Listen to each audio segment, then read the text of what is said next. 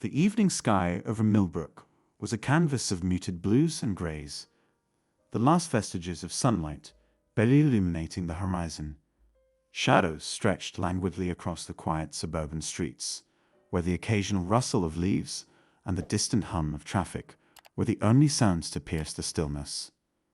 In this serene setting, the mundane and the sinister coexisted in uneasy harmony, waiting for the right moment to clash. John Anderson had been driving for nearly an hour, his mind a whirl of thoughts about his day at the office. The sun dipped lower, casting long shadows that danced across the road as he navigated his car into the driveway of his modest, two-story home. His headlights remained off, in deference to the encroaching darkness that seemed to envelop the neighborhood like a shroud. As he parked and switched off the engine, he glanced at the neighboring houses, identical in their symmetry, each a mirror of the other, hiding secrets behind their orderly facades. He exited the vehicle, the soft thud of the car door closing breaking the silence. His practiced movements were efficient, a testament to years of routine. The briefcase and laptop were placed on the couch, the duffel bag and garment bag set neatly by the stairs. Despite the ease of his actions, there was a tightness in his chest that had nothing to do with physical exertion. John entered his house without calling out to Emily. It was an unspoken understanding between them. On weekends, she often went out to run errands or visit friends, leaving him alone with his thoughts. Tonight, however, there was an uncharacteristic heaviness in the air, an intangible weight that seemed to settle over him as he walked through the dimly lit hallway. The house, usually a sanctuary of calm, felt unusually oppressive. The quiet was not the comforting embrace of solitude, but silence that seemed to hold its breath, waiting for something to break it. He moved through the house with a deliberate quietness, each step echoing slightly in the empty space. He placed his briefcase and laptop on the couch, their familiar presence offering little solace.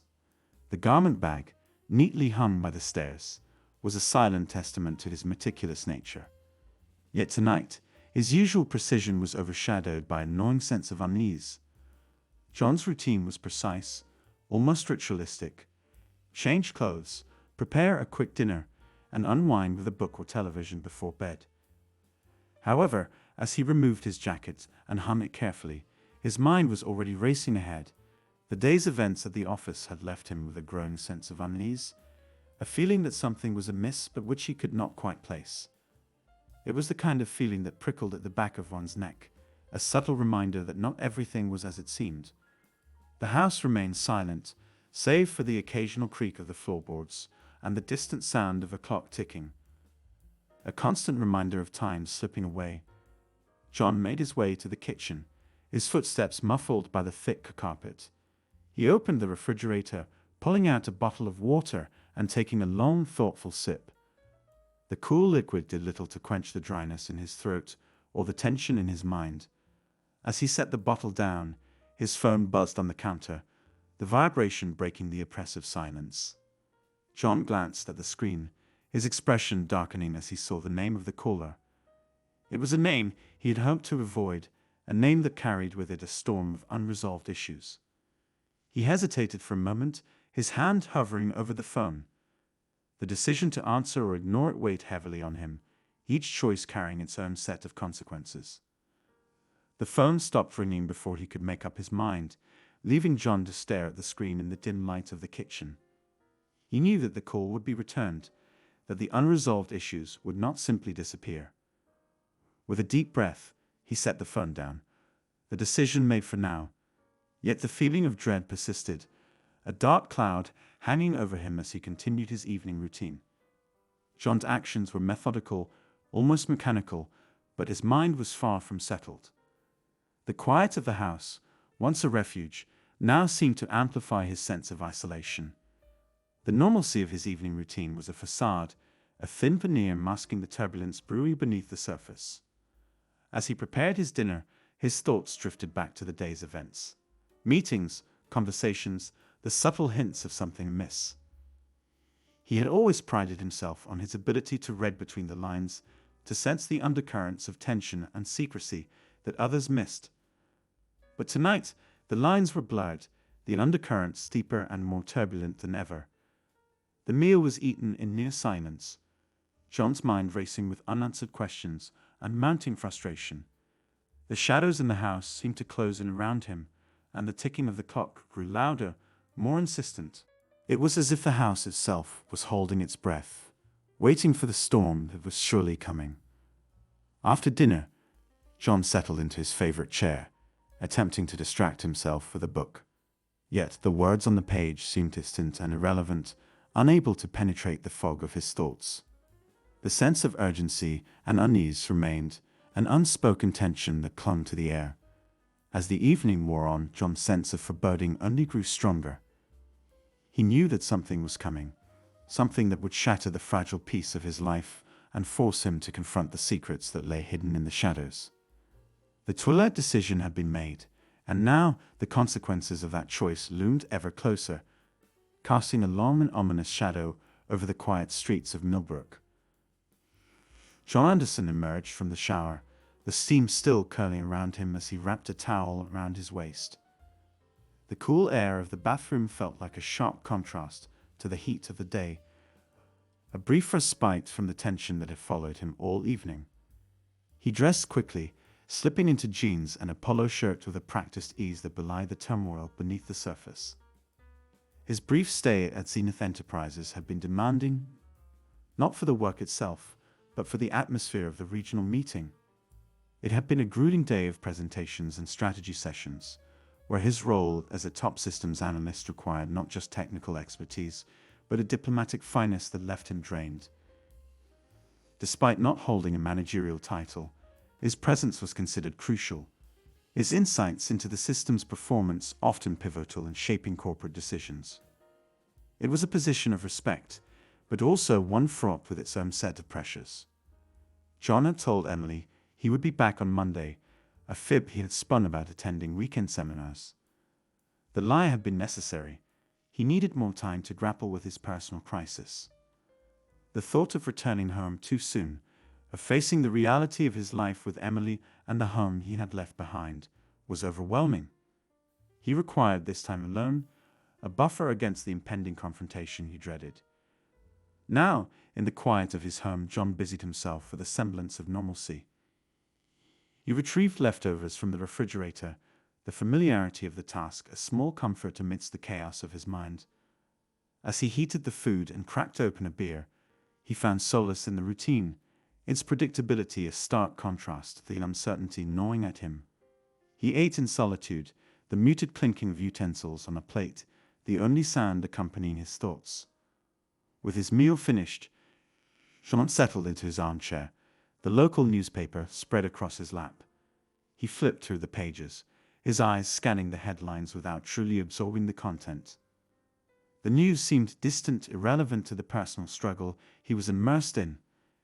His facade of relaxation was meticulously maintained.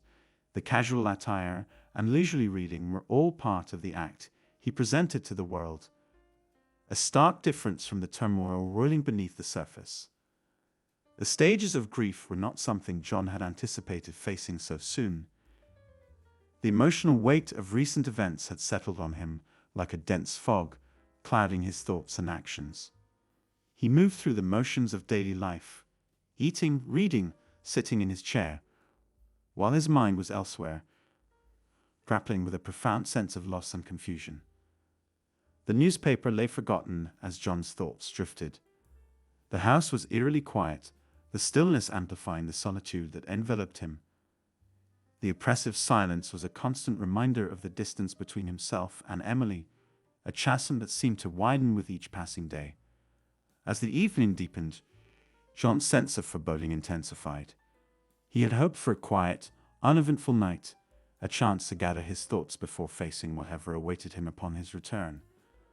But fate, it seemed, had other plans. The sound of the front doorbell cut through the silence, jolting him from his reverie. It was a sound he had not anticipated, a disruption to the fragile equilibrium he had constructed. John's heart raced as he stood up, his movements sharp and deliberate. He glanced at the clock, late for a visitor, especially one who might not have expected him to be home. A quick scan of the house confirmed that nothing appeared amiss. The uneasy feeling persisted. His mind raced through possibilities, each more unsettling than the last. He approached the door with caution, peering through the peephole to see who might be on the other side.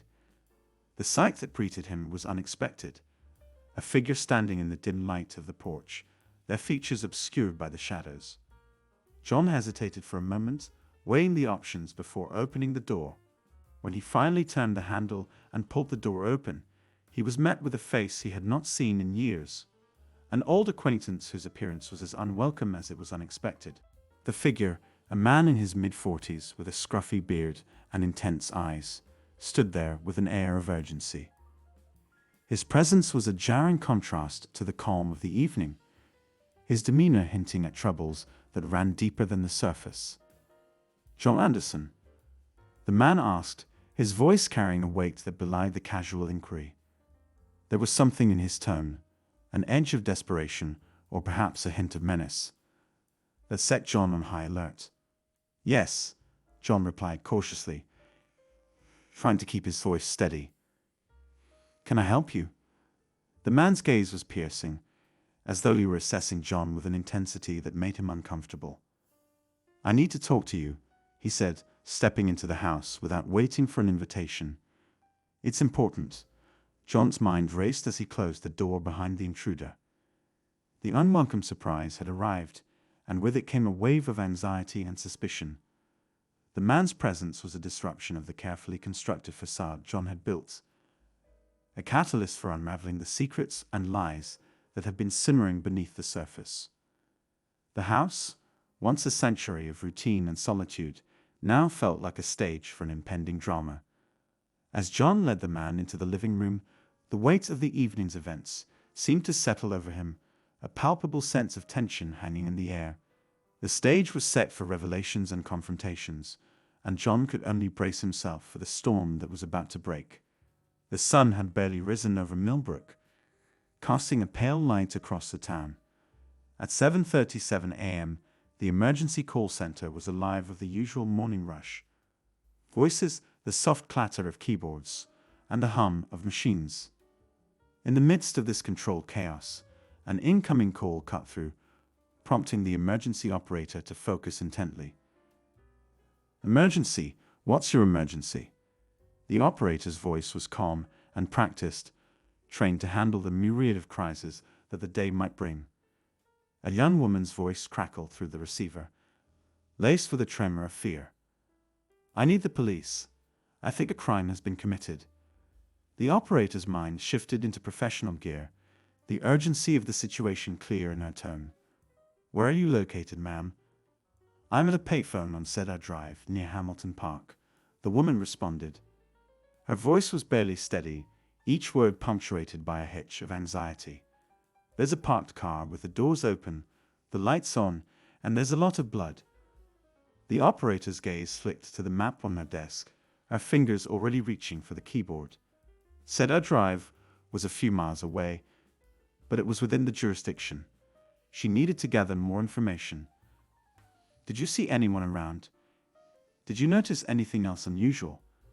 The woman's reply was hesitant, as though each word was being carefully chosen. "I didn't look around much. I was scared someone might come after me." The operator could hear the fear in her voice, a stark reminder of the vulnerability that often accompanied such emergencies. She spoke with reassuring authority. "We'll send a unit right away. Please stay where you are and try to stay calm." The line went silent for a moment, and then the woman's voice, now tinged with urgency, said, "I can't stay. I don't want to be here if someone comes back." Before the operator could respond, the call abruptly ended, the line going dead with a soft click. The sudden silence left a stark impression, a void filled with unanswered questions and escalating tension. The operator immediately relayed the information to the dispatch team, her fingers flying over the keyboard as she provided details. The location, the description of the scene, and the disturbing presence of blood. The urgency was palpable in her voice as she emphasized the potential danger and the need for a swift response. As the emergency vehicles made their way to Cedar Drive, the scene at the payphone began to unfold. The early morning light was beginning to reveal the full scope of the situation, painting a picture of distress and potential violence. The park nearby remained eerily quiet, the usual sounds of morning activity absent, as though the area itself was holding its breath in anticipation. The parked car was an unsettling sight. Its doors were ajar, the interior a mess of disarray, the contents of the glove compartment scattered on the pavement. The lights were still on, casting an eerie glow over the scene, and the bloodstains were stark against the asphalt, their vivid red a grim contrast to the dull gray of the road. The police arrived swiftly, their presence punctuated by the flashing lights of their cruisers. Officers stepped out, their faces set in grim determination as they began to survey the area. Their initial focus was on securing the scene, establishing a perimeter to keep onlookers and potential suspects at bay. They cordoned off the area with bright yellow tape, the color a stark reminder of the seriousness of the situation.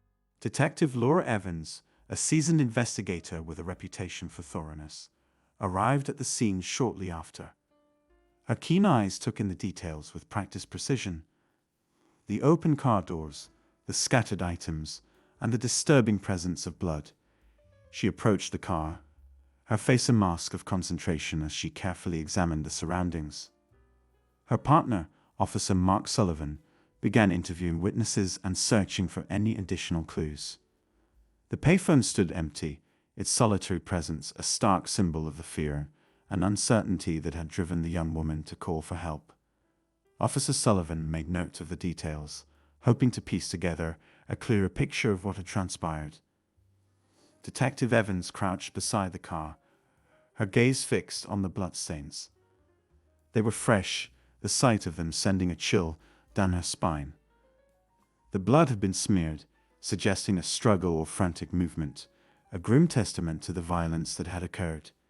She noticed a few drops leading away from the car, possibly indicating that the victim, or someone else, had been dragged or moved. As the detective meticulously examined the scene, her thoughts raced through possible scenarios. The young woman's fear, her abrupt departure, and the sight of blood all pointed to a violent encounter. The lack of witnesses or immediate suspects added layers of complexity to the investigation, a puzzle that needed to be solved. The presence of the blood and the open car doors suggested a struggle, but the exact sequence of events remained unclear. Detective Evans knew that the key to unraveling the mystery lay in the details. Each clue, no matter how small, might provide insights into what had happened and who was responsible. Meanwhile, Officer Sullivan continued to canvass the area, speaking with residents and searching for any information that could shed light on the incident. The community, once a picture of tranquility, was now a backdrop to a disturbing mystery that would test the limits of their understanding. The early morning hours were filled with a sense of urgency and tension as the investigation unfolded. The scene on Cedar Drive was a snapshot of violence and fear, a jarring reminder of the dark undercurrents that could lurk beneath the surface of a seemingly peaceful town. The search for answers had begun, and with it, the realization that the path to truth was often fraught with challenges and hidden dangers. The afternoon sun cast a warm glow over Millbrook, but it did little to temper the tension that permeated the quiet streets. At precisely 2:00 p.m., Detective Tom Benson pulled into the Andersons' driveway, his marked police car a stark contrast to the serene suburban surroundings. The neighborhood, accustomed to calm and routine, was now an unwitting witness to an unfolding mystery. Detective Benson, a man in his early 40s with a steady demeanor and a keen eye for detail, stepped out of his vehicle. His professional attire, a dark suit, neatly pressed, suggested the seriousness of his mission. He scanned the area, noting the well-kept lawns and the orderly appearance of the homes. It was the kind of neighborhood where nothing seemed out of place, making the day's events all the more jarring. As he approached the front door, a car rolled into the driveway, and Detective Benson's attention shifted. A blonde woman, her features etched with concern and confusion, stepped out. Her expression softened briefly as she noticed the detective, but the recognition was fleeting. "Excuse me, I'm looking for Mrs. Anderson," Benson said, his voice steady but carrying an edge of urgency. The woman's brow furrowed. "I'm Emily Anderson. Do I know you?" "No, ma'am. I'm Detective Tom Benson from the Millbrook Police." He introduced himself, his badge glinting briefly in the sunlight.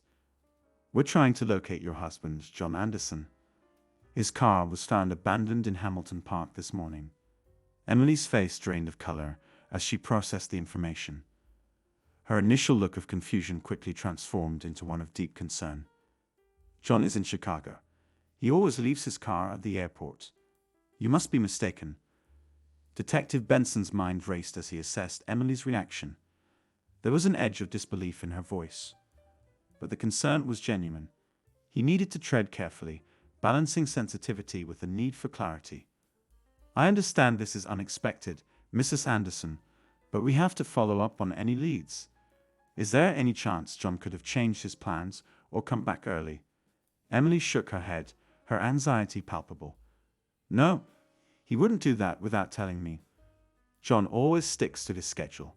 I haven't heard from him today, but that's not unusual. Sometimes he's busy with meetings." Benson nodded, taking in the details. "I appreciate you taking the time to speak with me. We need to verify all the facts to understand why your husband's car was found where it was. Is there anyone else who might have seen him or had contact with him recently?" Emily thought for a moment, her face clouded with worry. "His assistant, Sarah, might know. She handles his schedule, and there's also his colleague, Mark. They were in touch last week about some big project." The detective made a note of the names, his mind already working through the implications. "Thank you, Mrs. Anderson. I'll need to speak with Sarah and Mark. In the meantime, if you think of anything else or hear from John, please contact us immediately." Emily nodded, her composure slipping as the gravity of the situation began to sink in. "Of course. Please let me know if you find out anything. I'm worried about him." As Benson prepared to leave, he glanced around the Anderson house, its quiet exterior hiding the turmoil within. The neatly kept garden and the well-maintained property painted a picture of normalcy. But the events of the morning had shattered that illusion. Detective Benson made his way back to his car, his thoughts swirling with the new information. The discrepancy between Emily's account and the evidence at Hamilton Park was a critical lead that needed further investigation. As he drove away, he knew that the investigation was only beginning, and the answers lay in untangling the web of facts and assumptions. He first headed to Zenith Enterprises to speak with Sarah, John's assistant. The office was a hive of activity, the buzz of conversations and the clacking of keyboards a stark contrast to the quiet unease that Benson carried with him. Sarah's office was located in a glass-walled corner of the building, offering a clear view of her meticulous workspace. When Benson introduced himself, Sarah's reaction was a mix of surprise and concern. "Detective Benson, I can't believe this. John is usually so reliable. I don't know why he would leave his car at Hamilton Park."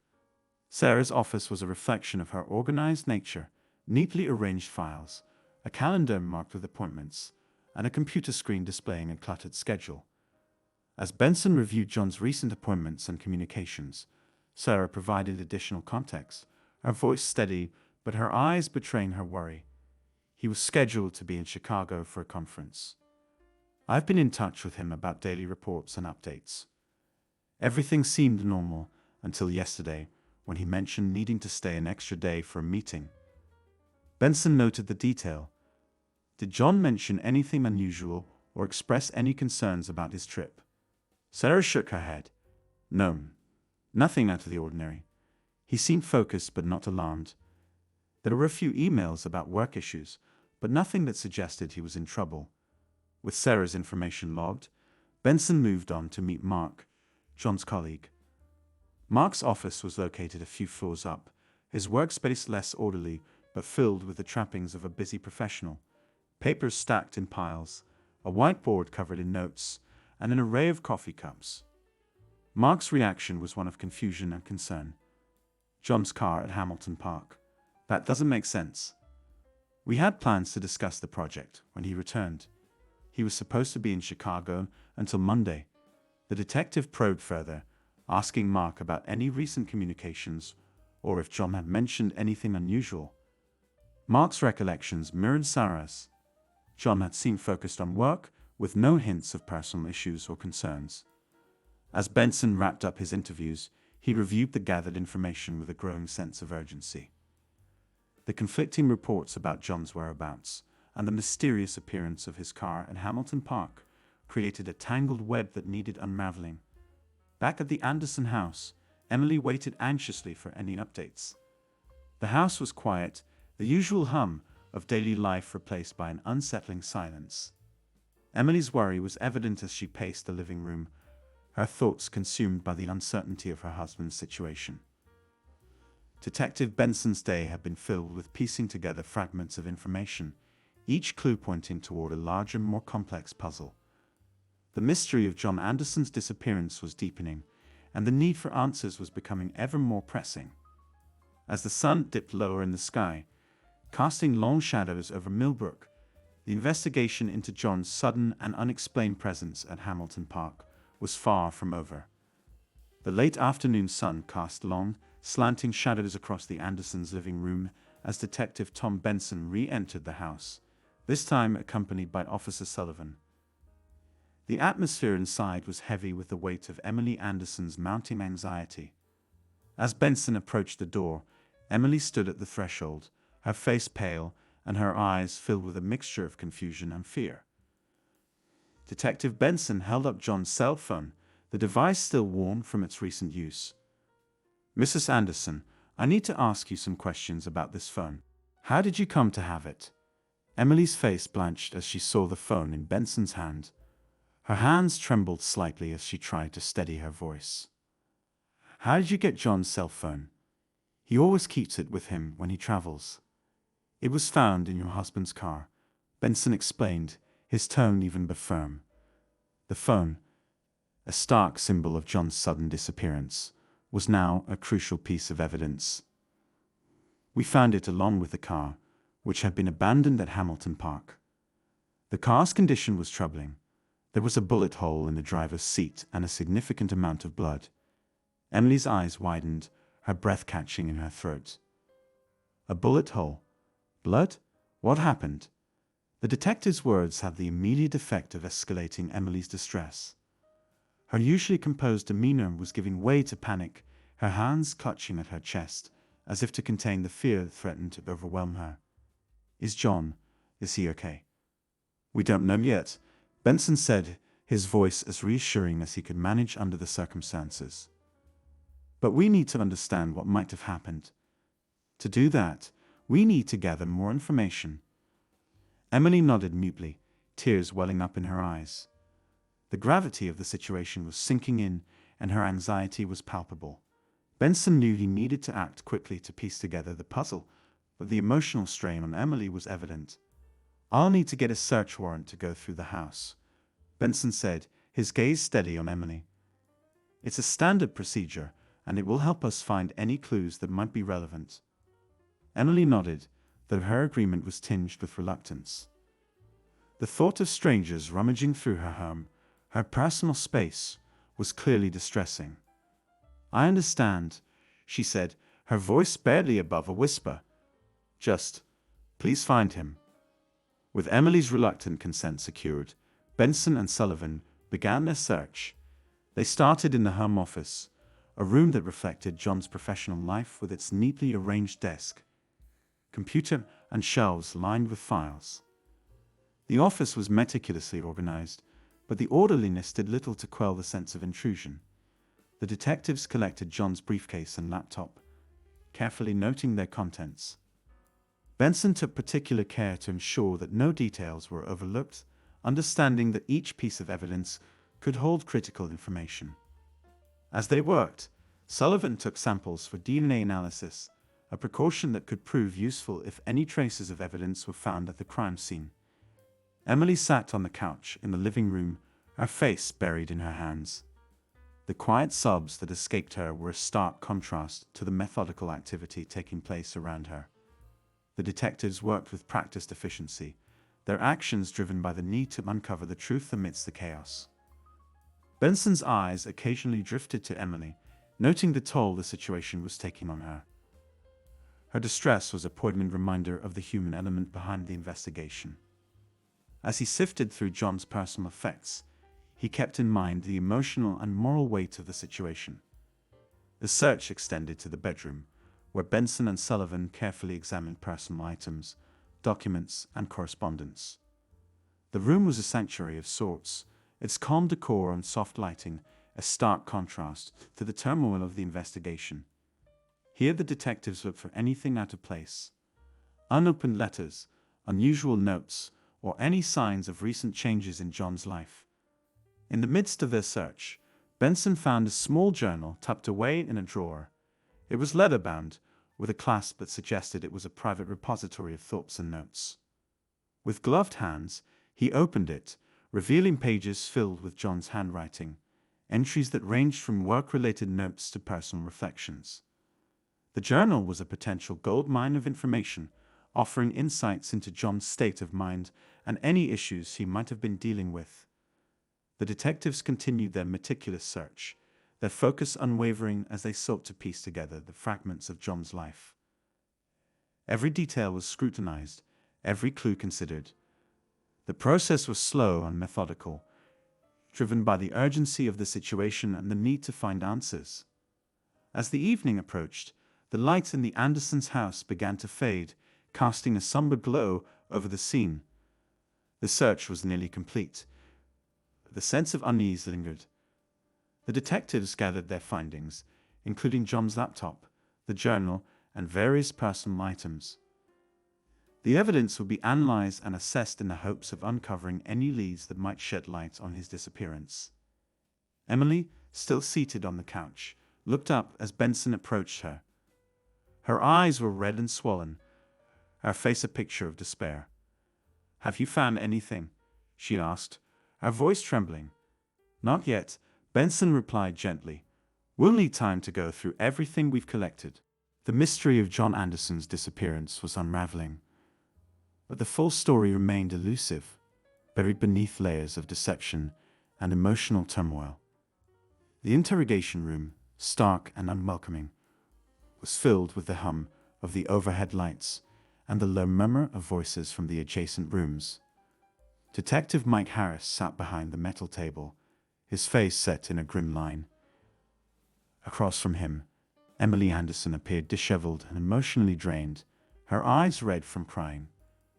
The door opened, and David Miller was escorted in by a uniformed officer. His expression was a mix of defiance and apprehension, as if he were bracing himself for the inevitable confrontation. As David was seated, Harris wasted no time. "Mr. Miller, we've received preliminary DNA results. The blood found in the park matches John Anderson's. We also discovered the weapon used in the crime, and it's linked to you." David's face paled, but he quickly masked his fear with a veneer of bravado. "I don't know what you're talking about. I had nothing to do with it." Harris leaned forward, his voice firm and authoritative.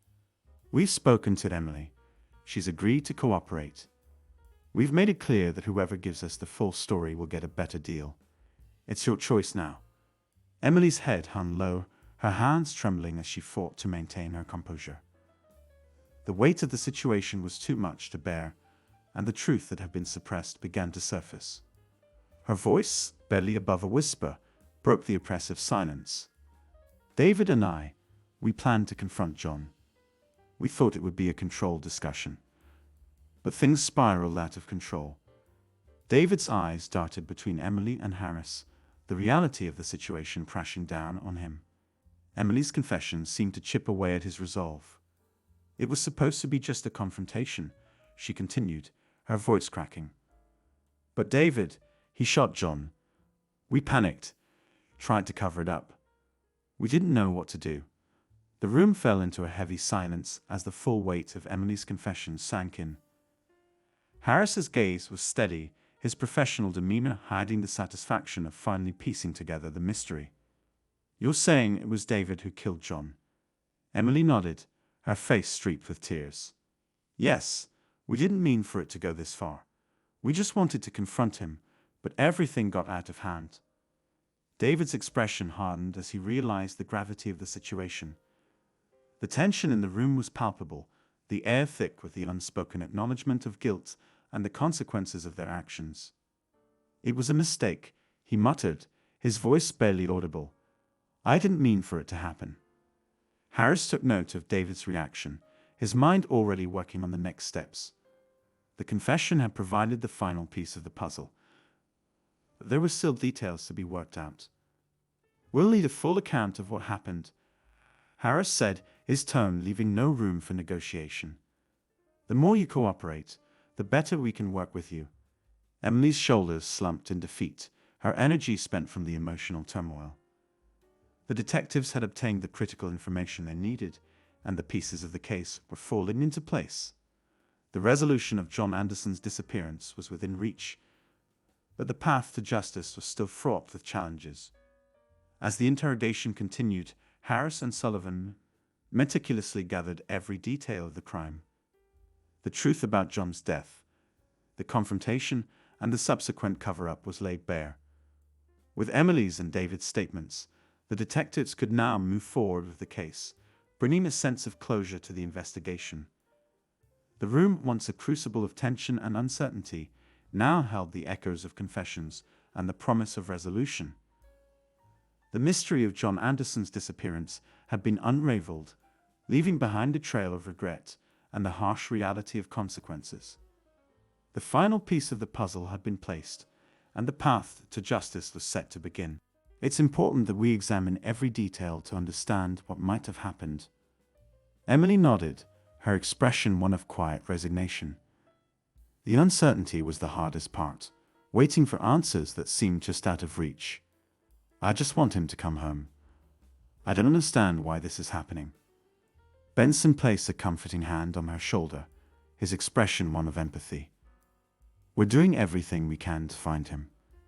If there's anything else you remember or any detail that comes to mind, please let us know." As the detectives prepared to leave, the house was filled with a heavy silence. The search had yielded some clues, but had also highlighted the depth of the mystery. The investigation was far from over, and the road ahead was fraught with challenges. The search for answers was ongoing, and the hope was that the evidence collected would lead to resolution. As Benson and Sullivan left the Andersons' home, the setting sun painted the sky with hues of orange and pink. The day's events had left a mark on the quiet neighborhood, a reminder of the unpredictability of life and the urgent need to uncover the truth. The investigation into John Anderson's disappearance was just beginning, and the pursuit of answers would continue amidst the backdrop of uncertainty and tension. The morning sun filtered through the curtains of the Anderson home, casting a soft glow on the otherwise tense scene. Detective Tom Benson and Officer Mike Harris arrived unannounced, their faces set with a mix of determination and caution. Emily Anderson answered the door, her face reflecting a mixture of surprise and apprehension. "Detectives, have you found my husband?" Emily asked, her voice trembling with anxiety. Benson, maintaining a professional demeanor, replied, "No, but we've made some progress." He and Harris entered the house, their presence adding to the palpable tension. Emily's nervousness grew as the detectives began their questioning. Benson's eyes remained steady as he asked about her relationship with David Miller, John's best friend. Emily's face turned a ghostly pale at the mention of David's name. "I don't understand," Emily stammered, her voice barely above a whisper. "Why are you asking about David? We need to explore all possibilities." Benson said, "It's important for us to understand any potential conflicts or issues that might be relevant." Emily's reaction was immediate and intense. "There's nothing going on between us. I swear, there's no affair. David is just a friend. This is ridiculous." Despite her vehement denial, the detective's request for her to come to the station for a formal statement only heightened her distress. Her eyes were wide with panic as she agreed, her hands fidgeting nervously. "I'll come to the station. I have nothing to hide, I promise." As Emily prepared to leave, the detectives exchanged a glance. Her reaction had added another layer of complexity to the investigation. The search for John Anderson was becoming increasingly intricate, with each new piece of information adding to the web of mystery. The day ahead promised more revelations, and the pursuit of truth continued with renewed urgency. The sterile fluorescent-lit interrogation room was a stark contrast to the turmoil brewing within Emily Anderson. Seated at a metal table, her hands clasped tightly in her lap, she faced Detective Mike Harris, whose expression was a mix of stern resolve and professional detachment. Harris leaned forward, his voice cutting through the tension with blunt clarity. "Are you having an affair with David Miller?" Emily's shoulders sagged as the weight of the question pressed down on her. She exhaled a shaky breath, and in a barely audible whisper, admitted, "Yes." The confession seemed to drain the remaining color from her face. Harris slid a folder across the table, opening it to reveal incriminating evidence from John's laptop. The screen displayed a series of emails and notes indicating John's awareness of the affair and his intent to seek a divorce. Emily's eyes widened in shock as she processed the images of her private turmoil now laid bare. Her composure shattered, and tears began to stream down her face. I didn't know he found out. I never wanted any of this." Harris continued, unyielding despite her emotional collapse. "Emily, we found blood. Mark's blood, on the pedals of your car and on your shoes. We need to know what happened. Where is John's body?" Emily's cries grew louder, her face contorted with a mix of fear and guilt. "I swear, David had nothing to do with John's disappearance. I don't know where John is. I haven't seen him since he left for Chicago." The room was heavy with the gravity of her words and the mounting pressure on her to reveal the truth. The detectives remained focused, their faces impassive as they awaited further revelations.